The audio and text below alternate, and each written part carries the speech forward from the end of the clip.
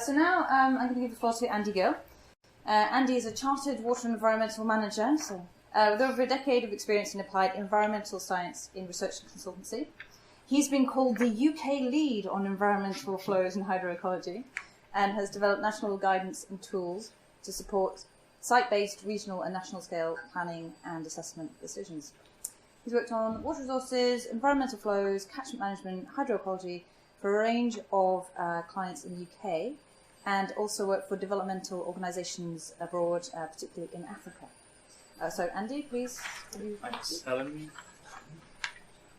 Okay, so I'm going to talk about this. So river flows for good ecological status, a systematic review to support water abstraction reform in England and Wales. So I'm going to start off by talking about what a systematic review is, just give a brief summary of that, and why we're doing a systematic review to support the abstraction reform programme. And then I'm going to outline some results which are hot off the press, because we've only just finalised the draft report for our client, the Environment Agency. And our partners on this project have been CEH, Centre for Ecology and Hydrology, and AMEC Foster Wheeler. Okay, here's a great summary of systematic review from Wikipedia. So it's a type of literature review that collects and critically analyses multiple research studies or papers, and very importantly tries to answer a very specific question to try and understand a very specific problem. As part of systematic review, you can undertake some kind of meta-analysis as well to try to understand and quantify some of the review information that you've been looking at. And actually CIP, which I was talking about, is a great example of meta-analysis, where they've got 3 million data points, and if you looked at one data point and one catchment, one sample area, you might not see many trends at all. But when you start to pull together all that information into one place and analyse it, you start to see broad trends and patterns, and it can be a very, very powerful tool for identifying trends and informing policy and regulation. So, and part of that project has been to undertake some meta-analysis. We haven't got 3 million points, though, unfortunately, to work with. Okay, so why is a systematic review needed? So about 10 years ago, around 2005, UK TAGS, a UK Technical Advisory Group, and the Environment Agency, and now Natural Resources Wales, came up with a flow standard for rivers across England and Wales. And you can kind of see how they characterise in this map the standards, where areas of red are very sensitive catchments which respond to flow, where ecology responds to flow changes. Green are moderate, so somewhere in between, and blue are less sensitive catchments, so kind of your flat fenland catchments, quite typically. So East Anglia is quite dominant there with the blues. So as UK TAG, Environment Agency, and National Resources Wales came up with this approach to understand if abstraction was having an impact on the ecology. And it was a national scaled approach, so they could see across all of England and Wales, do the maths, look at the flow, look at the abstraction, and at low flows, if you were below a certain value, that would trigger a risk, and then further work would be done to understand that. But one of the issues has been that it's been quite difficult to corroborate if these standards that have been developed are actually valid. Are they robust? Are they correct? Are they over-conservative? Are they under-conservative? If they're over-conservative, we're restricting water users too much. If they're under-conservative, then we could be having an impact on the environment where we think there is no impact. So this is a hydrograph there. So the orange line is a natural flow from a watercourse in the southeast of England, and the blue line is the environmental flow indicator standard for that watercourse.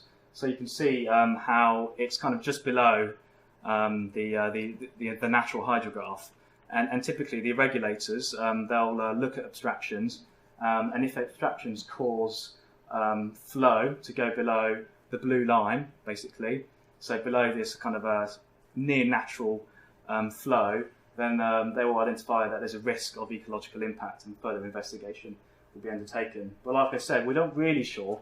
We haven't been sure since 2005 if they've got it quite right, the regulators. So we've been looking at this in this project through the systematic review process, and this is really important for abstraction reform, because part of abstraction reform is linked to these environmental flow indicators. So the environmental flow indicators are a key part of the reform process. Okay, so the review, now the systematic review, was of all currently available evidence, both published literature and unpublished, from the UK and other relevant geographical areas regarding the alteration of flow regimes as a result of abstraction, impoundments and discharge, and the impact of this on the aquatic ecology. So we're trying to understand if abstraction affects the ecology, basically, and are the environmental flow indicator standards correct? That's been one of the key outcomes. As it's a systematic review, we need a question to when we interrogate the data. And the primary question was, does an artificial alteration of flow caused by abstraction, impoundment or discharge change ecology in British rivers? It's very, very kind of specific, but that's how that's what we've been looking at. And kind of you might think, well, if you take water out of a river, then yes, it probably does have an impact, doesn't it? But actually, it's been quite elusive in many investigations to understand that on their own. But maybe if we can pull together this information, we might see some patterns. I've got an example of a regulated system. So this is Wet Sleddle on the left there, which is a tributary of the River Lowther up in Cumbria, and there are some big impoundments on the Lowther system. So you might think there must be a lot of impact there, but actually it's got one of the best salmon fisheries in the country. So it's quite difficult to find an impact, even though in this scenario the flows are way below the environmental flow indicator cutoff. On the right-hand side, we have a beautiful chalk stream in the southeast of England. It is the River Kennet, where there's been lots and lots of work done over the years, and it's often seen as a very pristine, fantastic chalk stream with beautiful ranunculus beds here. But it's also been heavily abstracted, and it's been quite difficult to actually identify impacts, even though the abstractions are so large. So what do we review? So we reviewed two things, like I said before. We reviewed the published literature and the grey literature. So I'm going to talk about the grey literature, so the unpublished literature, which is what Atkins focused on. CEH focused on the published. So if you've got any questions about the published, you can ask them, but I'm going to focus on the grey. So, like I said, we didn't have 3 million data points. We ended up with 76 reports that we reviewed from 2 programmes of work, National Environment Programme and Restoring Sustainable Abstraction. This led to 110 different data fields or studies. So the 76 reports made up 110 separate studies that we could extract information from. 112 study reaches. We looked at monitoring from over 850 sites in those 112 reaches, and we have 1,500 monitoring data points. So still a reasonable amount of data to pull together and understand what's going on. So, to answer the question, does abstraction affect the ecology? As a paraphrase of the primary question. So this is what we're trying to understand.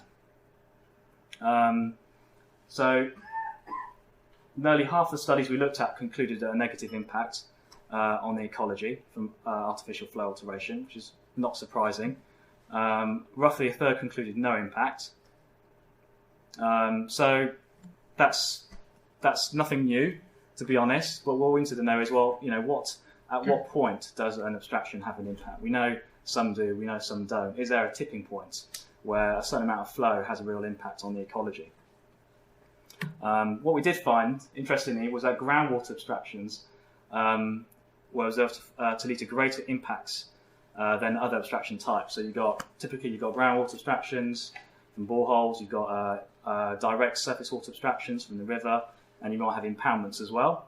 And in the past, a lot of people have thought, well, actually, surface water and impoundments have the greatest direct impact on river systems. But actually, we're finding from the evidence that groundwater tend to have the greatest impacts. That's quite an interesting result there.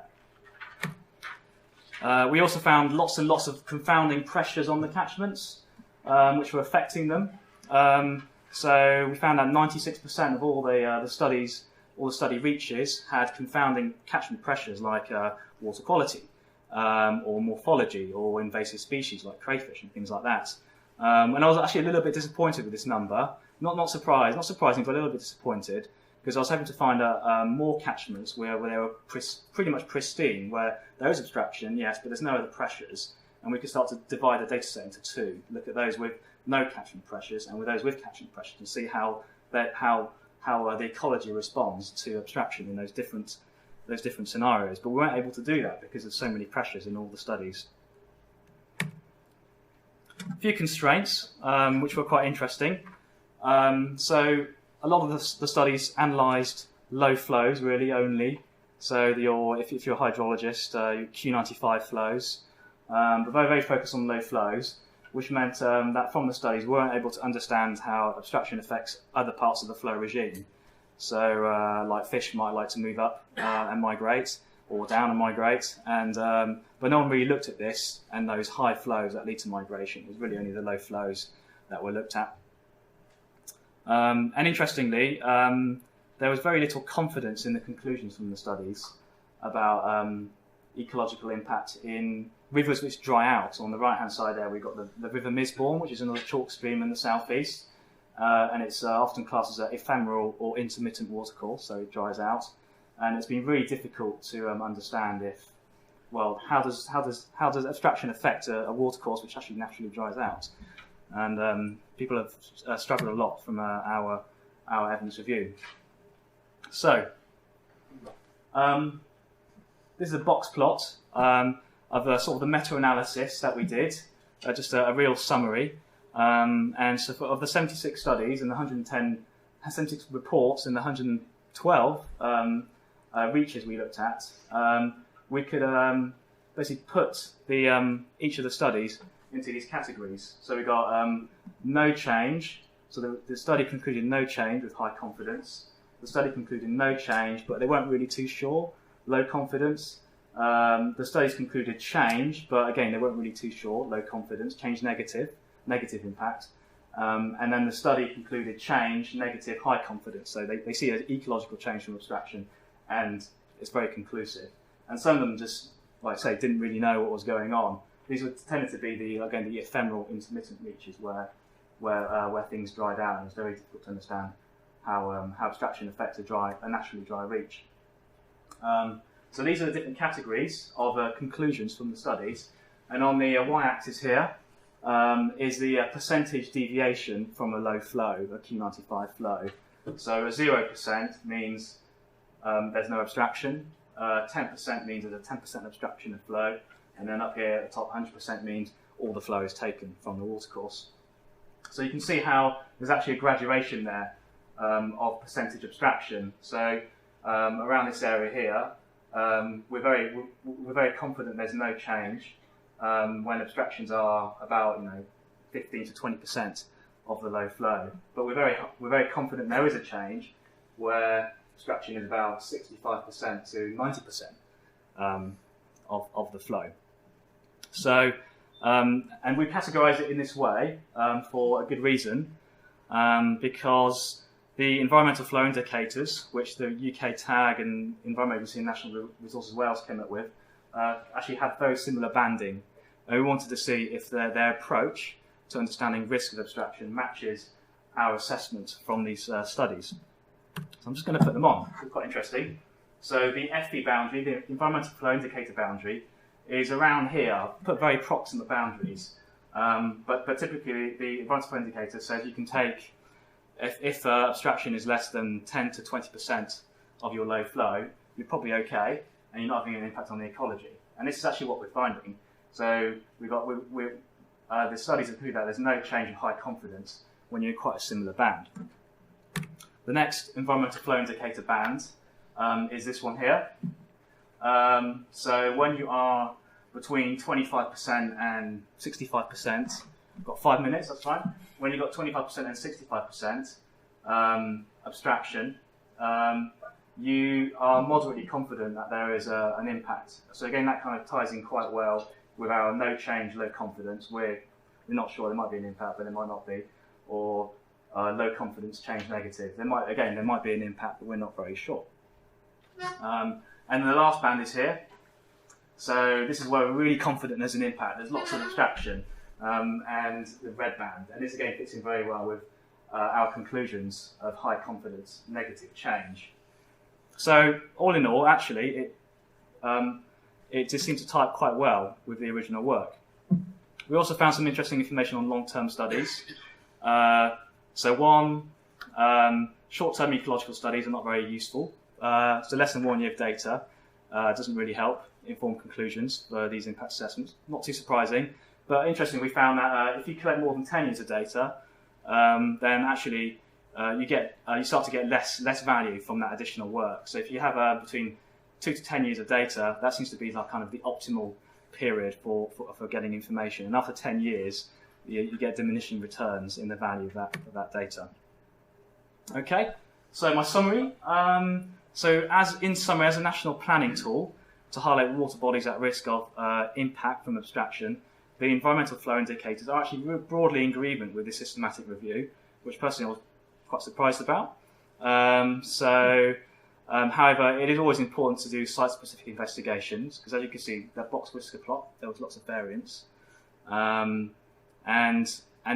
quite interestingly, the value of long-term studies was highlighted, so more than 1 year. But if you collect data for more than 10 years, then the value of collecting additional data tends to diminish. All right, that's it. Any questions? Yep. You may not be able to answer this. Any idea why groundwater abstractions seem to have the biggest impact? Wasn't it is it on the ecology specifically? That's right. Yeah, that's right. Any theory there? No. It's a really difficult one because in the past, people thought groundwater, they just depress groundwater levels, so you still get the same hydrological regime in the river. It's just all depressed, and they thought surface water abstraction and impoundments. They have a direct impact. You take that bit of water and the flows drop, or you put an impoundment, and the flow regime downstream completely changes. So they always anyway. One theory is that groundwater abstraction didn't have such a significant impact, but we're seeing the reverse in these studies. So, but no, we don't know why. It's quite surprising. Andy, sorry, do you think it might be that groundwater is having more of an impact because if there was a sensitive stretch of river in the past, people would not have taken such a large surface water abstraction from it, but they might have put a borehole nearby, not realising the effect. One theory. Perhaps it's to do with the timing. If you've got a groundwater extraction, it's not necessarily affecting the river at the particular time that you're taking extraction. So you're seeing a bigger impact of the low flow. Possibly. Yeah. No, absolutely. Yeah. Yeah. Steve? 76 AEP and RSA. Mm-hmm. Who wrote those? So our RSA would have been written by the Environment Agency, and the NEP reports were written by the water companies. Yeah, so we went out to all UK water companies, and the Environment Agency, and National Resources Wales, and the Scottish regulators as well, and we got pretty much all the reports available. So we had hundreds and hundreds and hundreds.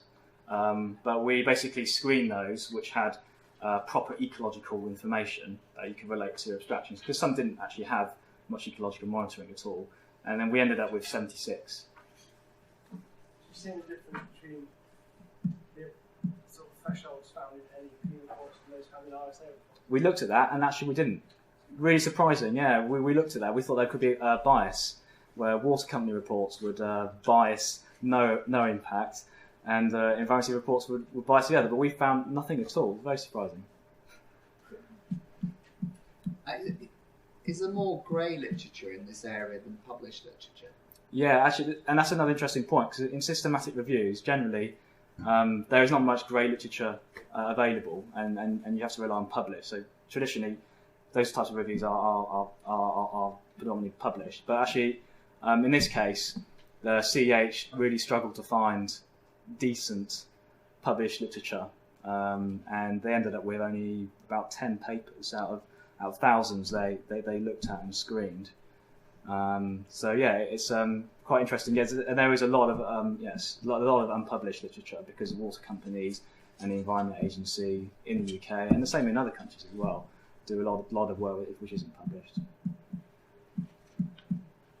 Yeah, go on. What is the main environmental damage? What is affected the worst by the groundwater abstraction? I think it really depends on. I'm not an ecologist. I'm not an expert in this area, but I think it does depend a lot on the different catchments. So the impact on an ephemeral intermittent watercourse, one that dries out, is going to be entirely different to one that flows all the time. So it's still an area that people struggle with all the time, which is partly why this review was undertaken, to start to pull it together. Because you look at one study and the impact will be this, and you look at another study which in a seemingly very similar catchment, and the impact will look completely different. So it is almost case by case to a certain extent when you look at it individually.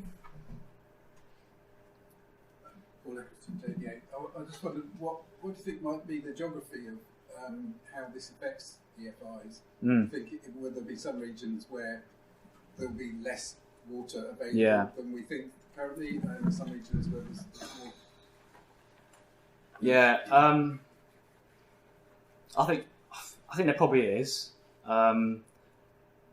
We've got 112 data points to do the meta-analysis, basically 110 locations, and I did actually look at this. I did start to split the catchments up, but then you start to diminish your data set down. So we are looking at this. We're seeing if we can find a clever meta-analysis to start to tease this together, because the environments at the moment, they do have, they do differentiate between risk of impact based on catchment type. But yeah, I don't think we've got enough data to do that, because we've only got 112 studies. We'll probably need hundreds or even thousands to start to understand that. Thank you, Andy. So there will be opportunities to ask further questions after our next speaker, but thank you very much.